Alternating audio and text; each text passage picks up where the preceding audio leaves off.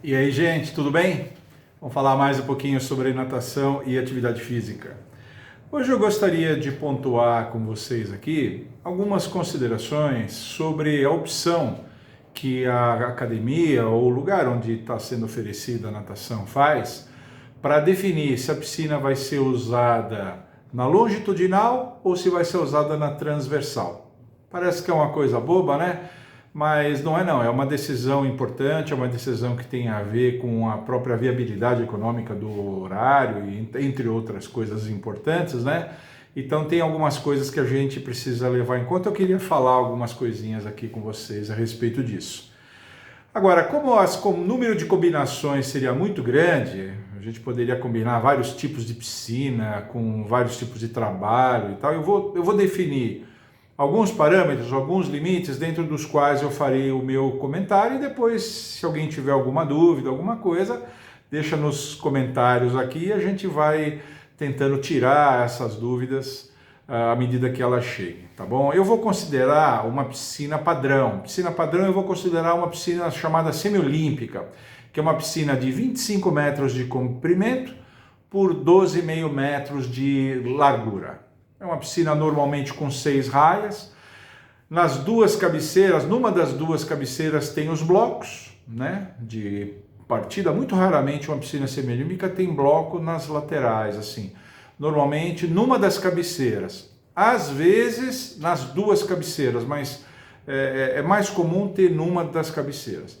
Essas piscinas quase sempre têm numa das cabeceiras a parte mais rasa dela, cerca de 1 metro, 90 centímetros, 1 metro, e vai inclinando, o piso vai descendo devagarinho até a parte mais funda na outra cabeceira. Essa parte mais funda da outra cabeceira pode ser como aqui a minha piscina na USP, que tem 3,5 metros, né? Mas pode ser, eu já trabalhei em piscinas idênticas, semiolímpica também, com parte rasa de 1 metro, mas que ia descendo devagarinho, não tinha uma parte tão funda assim, mas era uma parte funda suficiente para cobrir um homem de estatura média, tinha uns 2 metros, a parte mais funda. De qualquer maneira é funda, para a maioria das crianças isso não dá pé, isso é fundo, né? Então eu estou considerando essa piscina padrão para fazer as considerações que eu vou fazer aqui, para dizer se a opção melhor é trabalhar de lado nos 12,5 metros ou se trabalhar de comprido nos 25 metros. O trabalho considerado, eu vou considerar grosso modo que existem 3 tipos de trabalho, né? O trabalho de aprendizado, o trabalho de aperfeiçoamento e o trabalho de treinamento. Aprendizado, incluindo aquela iniciação com as habilidades básicas e o ensino dos 4 nados. Aperfeiçoamento, o indivíduo já sabe os 4 nados, ele está se aperfeiçoando, fixando em detalhes esses 4 nados e fazendo a transição do esquema de aula para o esquema de treinamento. E o treinamento, nós estamos falando de gente que nada mais de 1 hora em cada sessão, 1h15, 1h20, 1h30 em cada sessão, várias vezes por semana, 3, 4, 5 vezes por semana, e é uma moçada que já está se encaminhando para a vida de atleta, ainda que seja atleta recreativo, não é um atleta profissional, de nível internacional, nada assim. Atleta recreativo, mas já é um atleta. Então é esse tipo de trabalho que eu vou fazer a consideração. Aprendizado, aperfeiçoamento e treinamento. E a diretriz básica que nós vamos usar aqui é conseguir, evidentemente, o melhor uso da piscina, o uso mais otimizado, né? Levando em conta, de um lado, os tipos de trabalho que são feitos, as formas de trabalho que a gente tem que oferecer os 3 tipos de trabalho, aprendizado, aperfeiçoamento e treinamento em várias idades. Existe aprendizado de adulto, o treinamento tem treinamento de adolescente, tem treinamento de adulto, tem iniciação, tem aprendizado de adulto, tem treinamento... Tem um pouco de tudo, né? A gente tem que oferecer vários tipos de trabalho de acordo com o horário, adulto de manhãzinha muito cedo, na hora do almoço e à noite, no meio da manhã crianças e até adolescentes no máximo, à tarde também, enfim. A gente tem que oferecer. Então a gente tem que ter essa capacidade de oferecimento de público de um lado, mas tem os custos da piscina do outro, né? Então aquilo que as pessoas pagam e o número de pessoas que estão pagando para utilizar aquele horário tem que ser uma coisa comercialmente viável. É basicamente isso. Então, como é que faz? Usa a piscina de lado em cada aula, em cada turma, ou usa a piscina de comprido? O que é melhor? Depende, né? Depende da aula, depende do tipo de público que você está oferecendo. Eu posso dizer assim, que a turma de aprendizado,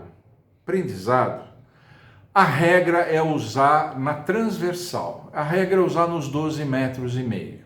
Essa é a regra. Não significa que não tem exceção, eu vou falar disso.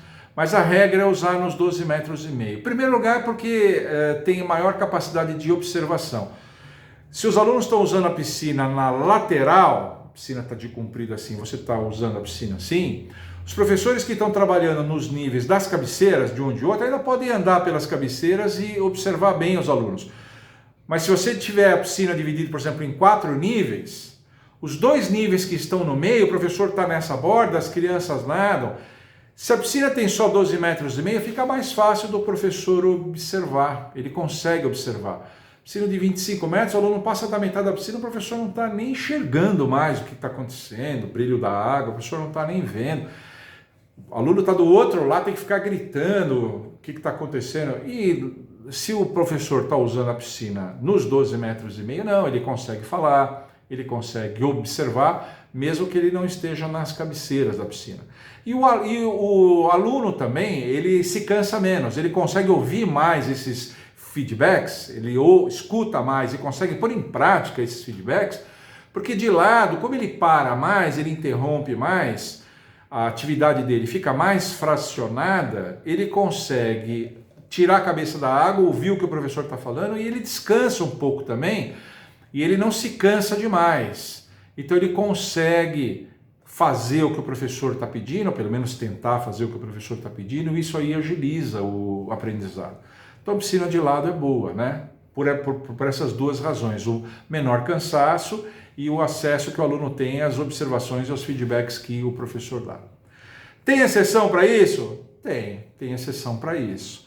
Se você, por exemplo, vai aplicar um teste de 12 minutos, alunos estágio ainda aprendizado, mas um aprendizado avançado, já nadam craio-costas relativamente bem, estão ainda aprendendo peito e borbo, você pode fazer um testezinho de 12 minutos, você põe as raias excepcionalmente de comprido naquele dia, para eles poderem nadar de comprido, os resultados ficam mais fidedignos, porque as tabelas de comparação que nós temos são tabelas feitas com uma piscina na longitudinal, então os resultados ficam mais fidedignos. E também se você for fazer umas tomadas de tempo, as crianças vão participar de algum festival, onde lá a piscina vai ser usada no comprimento, nos 25 metros, você vai fazer uma tomadinha de tempo deles, os tempos também ficarão mais fidedignos se eles nadarem no comprimento da piscina. Podem fazer ida e volta, 12,5, 12,5, que dá 25? Podem, mas o tempo vai ficar mais fidedigno se eles fizerem exatamente o que eles vão fazer lá no festival. Estou falando festival porque normalmente criança de aprendizado vai a festival. Qual é a grande vantagem? Para encerrar, a vantagem é que esse uso transversal da piscina cabe mais gente, viu? Cabe mais gente. Você consegue colocar 4 turmas com 7, 8 crianças tranquilamente, dá mais de 30 crianças nadando ao mesmo tempo numa piscina assim. Dá para colocar 30 crianças ou mais nadando no comprimento? Dá, mas as raias longitudinais ficam mais lotadas, os alunos trombam mais um no outro, alunos adultos reclamam muito, a criança não reclama tanto, ela mais interrompe mais as aulas, mas fica mais difícil para eles, então que dá. Mas tem sempre uma pequena vantagem em termos de número de alunos, a piscina na transversal cabe mais alunos do que na longitudinal. Não é muito, mas a diferença é significativa. Em tempos bicudos, qualquer diferença vale. E agora a piscina no comprimento. É o seguinte, no aperfeiçoamento, do aperfeiçoamento em diante, já no aperfeiçoamento, a regra é usar no comprimento. A regra precisa ser usar no comprimento da piscina. Vocês vão ver que também tem exceção, mas a regra é no comprimento da piscina. Porque aí as crianças, em primeiro lugar, não precisam de tantas correções. As crianças já sabem o que tem que fazer, já estão com essas correções encaminhadas, ela se prestar bastante atenção, ela já sabe o que ela tem que fazer, ela precisa mais praticar para fixar. E para ter volume suficiente para que essa repetição fixe essas melhoras, a piscina na longitudinal é melhor. Então, para fixação da parte técnica dos nados, piscina no comprimento é melhor, que é exatamente o trabalho do aperfeiçoamento. Não é nem treinamento, a criança tem que chegar lá no treinamento já com isso fixado, né? Mas o trabalho de aperfeiçoamento fica melhor assim.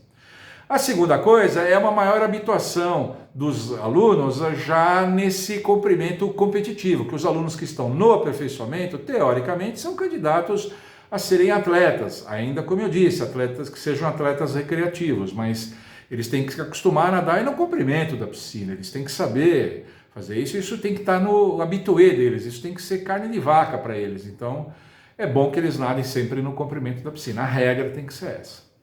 Tem exceção? Também tem exceção. Quando é que você pega as crianças do aperfeiçoamento e coloca para nadar de lado? Quando você vai fazer trabalho de saídas e viradas.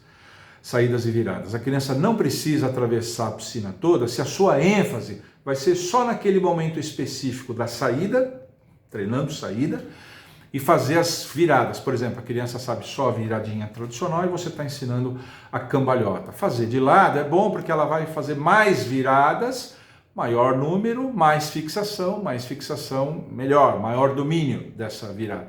Então, as crianças do aperfeiçoamento nadarem de lado no dia que estão fazendo saídas e viradas é bom.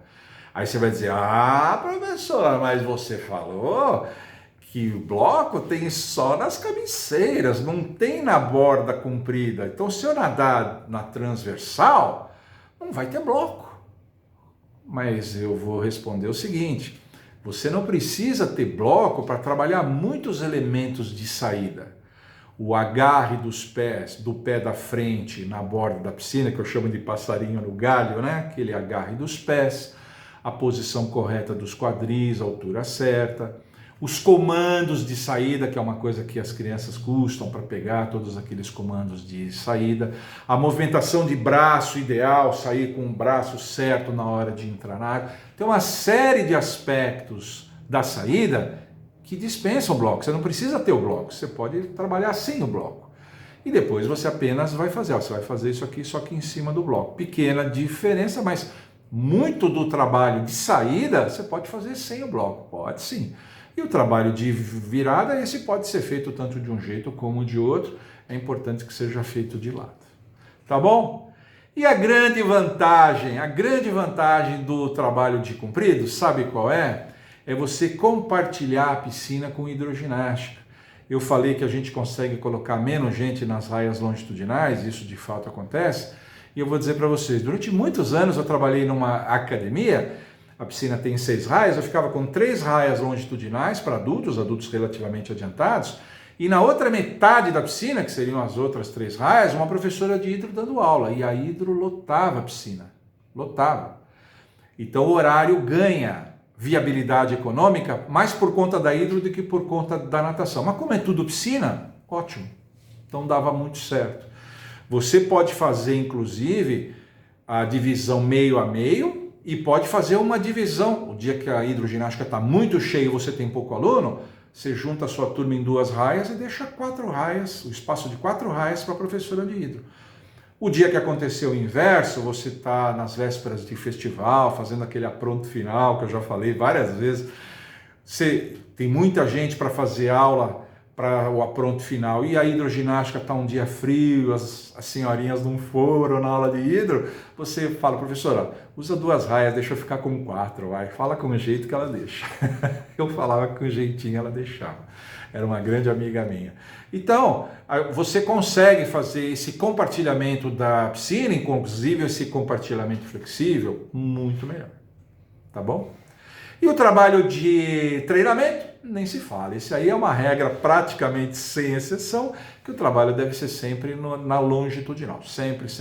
Seja para carga de trabalho, tiros de intensidade, tiros progressivos para fixação dos nados, tiros para cronometragem, para tomada de tempo, né? Porque aí o tiro não é nem mais de 25, o aluno já está fazendo provas de 50, talvez até de 100 metros, Aí a piscina na longitudinal é absolutamente essencial.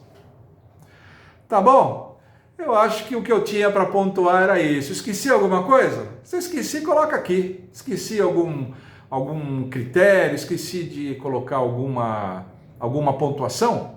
Coloca aqui nos comentários o que vocês acharam disso que eu falei. Né? Vocês que já dão aula, meus colegas também que já dão aula, esqueci alguma coisa? Aproveita e coloca aqui, tá bom? Se você gostou, deixa um like aqui, se inscreva no meu canal, por favor, se ainda não é inscrito, se inscreva no meu canal. Inscreveu? Ativa o sininho, clicou no sininho, todas, né? E continue mandando suas dicas e sugestões para cá, porque aqui nesse canal as melhores viram vídeo. Tchau!